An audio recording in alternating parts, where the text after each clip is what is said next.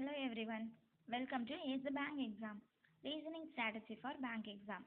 Reasoningல 35 questions 20 minutesல attend பண்ணணும்.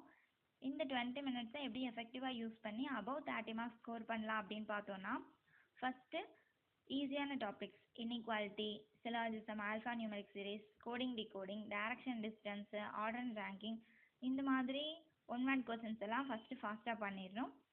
அதுக்கப்புறமா பிளட் ரிலேஷன் வந்துட்டு கொஞ்சம் கஷ்டம்தான், அந்த மாதிரி இருக்கிறத வந்து மார்க் பண்ணி வச்சுட்டு லாஸ்ட்டாக பண்ணிக்கணும். பசில் வந்துட்டு இப்போது பசில் வந்து நிறைய டைப் இருக்குது. லீனியர், பேரலல் ரோ, அதுக்கப்புறமா சர்க்குலர் சீட்டிங் இருக்குது, ட்ரையாங்கிள், ரெக்டாங்கிள், அப்புறம் இன்வேர்ட் அவுட்வேர்ட் டைரக்ஷன், இந்த மாதிரி நிறைய இருக்குது. ஸோ அது எல்லாமே வந்துட்டு ப்ராக்டிஸ் பண்ண தான் வரும்.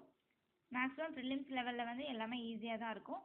4 to 5 லைன்ஸில் தான் இருக்கும். ஸோ வந்துட்டு ஒவ்வொரு லைனாக ரீட் பண்ணி பொறுமையாக போட்டால் கண்டிப்பாக போடலாம். பிளட் ரிலேஷன் யூஸ் பண்ணி வர பசில் தான் கஷ்டம். அது மாதிரி ப்ரிலிம்ஸில் வராது. அப்படி வந்தாலும் அதை வந்து மார்க் பண்ணி வச்சுட்டு லாஸ்ட்டாக ஒரு 3 minutes எடுத்து போட்டோம் அப்படின்னா கண்டிப்பாக பண்ணிடலாம். டேட்டா சஃபிஷியன்சி மேக்ஸிமம் ப்ரிலிம்ஸில் வந்து கேட்க மாட்டாங்க. அப்படி கேட்டாலும் ஈஸியாக தான் இருக்கும். ஸோ அதை வந்துட்டு ரீட் பண்ணி பொறுமையாக போட்டால் போட்டுடலாம்.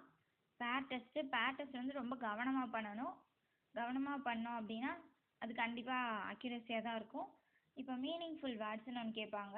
ஒரு வேர்டு கொடுத்துட்டு அதில் ஒரு ஃபஸ்ட்டு, செகண்டு, ஃபோர்த்து, ஃபிஃப்த்து, இப்படி அந்த லெட்டர்ஸை மட்டும் எடுத்து எத்தனை வேர்ட்ஸ் வந்து ஃபார்ம் பண்ண முடியும், மீனிங்ஃபுல் வேர்டு வந்துட்டு அதில் எத்தனை வேர்ட்ஸ் வந்துட்டு இது பண்ண முடியும் அப்படின்னு கேட்பாங்க. அந்த இது ஒன்று தான் இந்த ரீசனிங்கில் டஃப்பானது. அந்த இது வந்து நமக்கு மீனிங் தெரிஞ்சால் தான் பண்ண முடியும். அப்படி இல்லாட்டி அது பண்ண முடியாது. ஸோ வந்துட்டு அது ஒன்று மட்டும் ஸ்கிப் பண்ணிடலாம். தெரிஞ்சது அப்படின்னா அட்டன் பண்ணலாம், தெரியலன்னா ஸ்கிப் பண்ணிடலாம். மற்ற எல்லாமே கண்டிப்பாக போட முடியும். வரிசையாக 1 by 1 எல்லா கொஸ்டினையும் போட்டாலுமே கண்டிப்பாக 35 கொஸ்டினையுமே அந்த 20 minutesல போட்டுடலாம். நமக்கு தெரியல அப்படின்னா மட்டும்தான் அந்த கொஸ்டினை விடுற மாதிரி இருக்கும். மற்றபடி டைமிங் எல்லாம் கரெக்டாக பற்றும்.